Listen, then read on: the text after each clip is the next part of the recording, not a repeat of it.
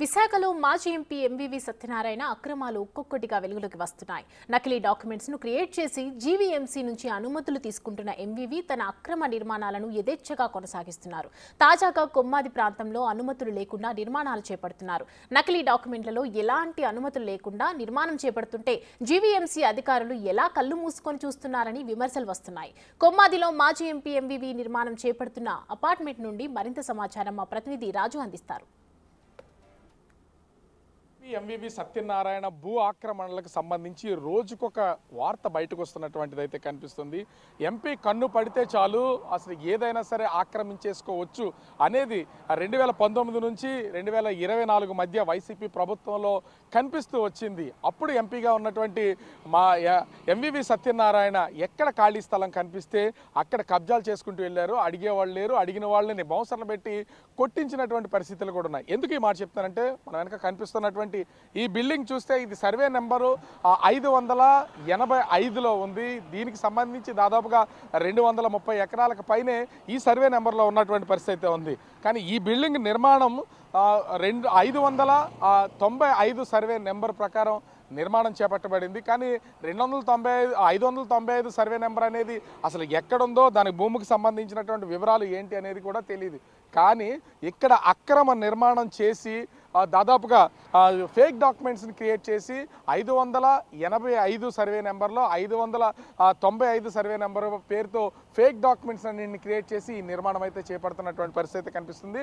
ముఖ్యంగా చూస్తే ఇది కొమ్మాది సమీపంలో అత్యంత విలువైనటువంటి ల్యాండ్. ఒకసారి కనుక మనము విజువల్లో అంటే బిల్డింగ్ కాకుండా ఒకసారి నేనున్నటువంటి ప్లేస్ని కనుక చూస్తే రోడ్లు ఇటువైపు మొత్తం 100 ఫీట్ రోడ్ 80 ఫీట్ రోడ్ అయితే ఇక్కడ కనిపిస్తున్నటువంటి పరిస్థితి అయితే ఉంది. ఇంత విశాలమైనటువంటి ఈ రోడ్డుకి సంబంధించి మొత్తం ఇక్కడ జరుగుతున్నటువంటి బిల్డింగ్స్ కన్స్ట్రక్షన్స్ కానీ చాలా కోట్ల రూపాయల వాల్యూ అయినటువంటిది. దీనికి ఆనుకుని నిర్మాణం చేపడుతున్నటువంటి ఈ మొత్తం బిల్డింగ్లో మనం చూస్తే కమర్షియల్ కాంప్లెక్స్ లాగా అంటే పైన మొత్తము అది ఫ్లాట్ల కింద డివైడ్ చేసిన కింద మొత్తం అంతా కూడా కమర్షియల్ కాంప్లెక్స్ల కింద నిర్మాణం చేపడుతున్నారు. అంటే అన్ని షాపులే, ఇదంతా షాపింగ్ కాంప్లెక్స్గా డెవలప్ చేయొచ్చు. దీని ఆకారం చూస్తే వి షేప్ ఆకారంలో దాదాపుగా 3000 గజాలకు సంబంధించినటువంటి స్థలం.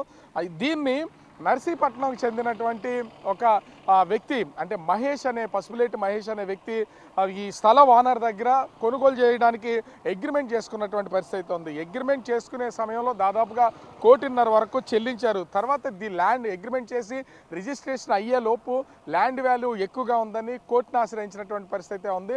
అయితే కోర్టు లోక్ అదాలత్లో వీళ్ళిద్దరు కాంప్రమైజ్ చేసి అటు పసుపులేటి మహేష్ ఇంకొంత చెల్లించడానికి అగ్రిమెంట్ చేసుకుని రిజిస్ట్రేషన్ అయ్యే లోపు స్థల యజమాని అయితే చనిపోయినటువంటి పరిస్థితి కనిపిస్తుంది. అయితే స్థల యజమాని చనిపోయాడని తెలుసుకున్నటువంటి మాజీ ఎంపీ ఎంవీవీ సత్యనారాయణ అతని టీం అంతా కూడా స్కెచ్ని అత్యంత పగడ్బందీగా స్కెచ్ వేయడం, ఈ స్థలానికి సంబంధించి అడిగేవాళ్ళు లేరు, రిజిస్ట్రేషన్ చేయడానికి ఎవరూ లేరు.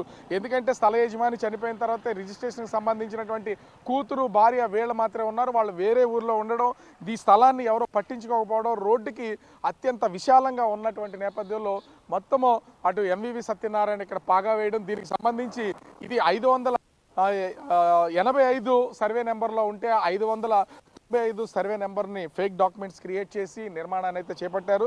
ఇంత స్థాయిలో అక్రమ నిర్మాణం చేపడితే కింది స్థాయిలో ఉన్నటువంటి జోనల్ కమిషనర్ కానీ అదేవిధంగా ఆయన కిందలో పనిచేస్తున్నటువంటి అధికారులు కానీ ఈ తహసీల్దారులు కానీ ఇతర స్థాయి అధికారులు కానీ మరి ఏం చేస్తున్నారు, వాళ్ళు ఏ స్థాయిలో ముడుపులు తీసుకున్నారు, ఈ నిర్మాణం మొదలుపెట్టిన దగ్గర నుంచి ఇప్పటి వరకు నిర్మాణం జరుగుతున్నంత వరకు ఎంతమంది అధికారులు ఉన్నారో వాళ్ళందరి మీద కఠినమైనటువంటి చర్యలు తీసుకుంటే తప్ప ఇలాంటి భూ కబ్జాదారులకు భూములను కబ్జాలు చేసి ఆక్రమణలు చేసి వాటన్నింటినీ భారీ నిర్మాణాలు చేపడుతున్నటువంటి వాళ్ళకి బుద్ధి వచ్చే అవకాశం అయితే లేదు. మరి ప్రభుత్వం ఎలాంటి నిర్ణయం తీసుకుంటుంది, జీవీఎంసీ కమిషనర్ ఏ విధమైనటువంటి నిర్ణయం తీసుకుంటారని మాత్రం వేచి చూడాల్సినటువంటి పరిస్థితి అయితే కనిపిస్తుంది.